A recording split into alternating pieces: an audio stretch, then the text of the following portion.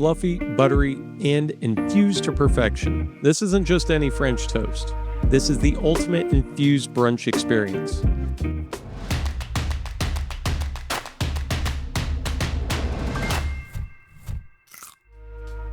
Unsure on how to properly infuse heavy cream? Check out our previous video for a step-by-step guide. In a bowl, whisk together milk, vanilla, cinnamon, flour, sugar, eggs, and salt.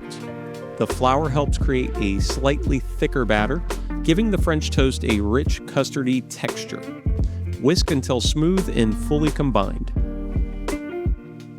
Now, slice your brioche into thick pieces. About an inch thick is perfect. Dip each slice into the batter for 15 to 20 seconds per side, making sure it's evenly coated but not soggy.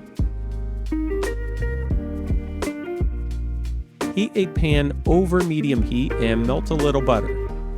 Place your soaked bread into the pan and cook for 2 to 3 minutes per side, flipping when it's golden brown and crisp on the edges.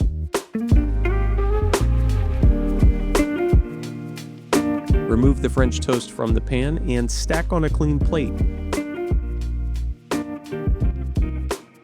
Now, this is where you take it to the next level. Start with a chilled mixing bowl. This helps the cream whip up faster and holds its shape better.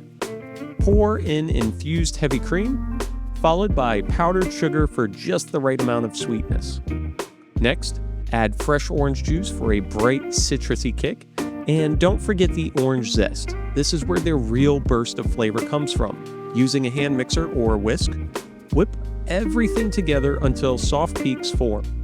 Light, fluffy, and perfectly smooth. You'll know it's ready when the cream holds its shape but still has a little movement. Time to plate it up.